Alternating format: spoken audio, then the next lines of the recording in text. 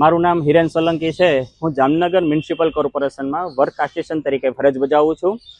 ઉનાળાની આ કાળઝાળ ગરમીમાં જ્યારે માણસો રહી નથી શકતા ત્યારે આ અબોલ જીવો કઈ રીતના રહી શકે તે માટે માનનીય કમિશનર સાહેબની માર્ગદર્શન હેઠળ રણમલ તળાવમાં જે પક્ષીઘર આવેલ છે આ પક્ષીઘરમાં અંદાજિત 400 જેટલા પક્ષીઓ રાખવામાં આવેલ છે, જેમાં ગાજ, કોકેટીલ, બજરીગર, કસુકો,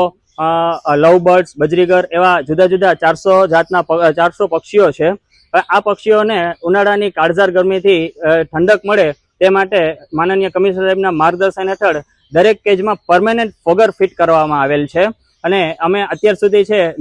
નળીથી એ પાણીનો છંટકાવ કરી કેજમાં, એમના કેજ લોખંડના છે એટલે એમને ગરમી વધારે થતી હોય તો પાણી વડે આખા દિવસમાં 3-4 વખત પાણી નળી વડે છાંટી અને ઠંડક આપવાનો પ્રયાસ કરતા હતા, પરંતુ હવે પરમેનન્ટ ફોગર ફિટ કરાવવામાં આવેલ છે। તેમજ તેમના ખોરાકમાં પણ નોંધપાત્ર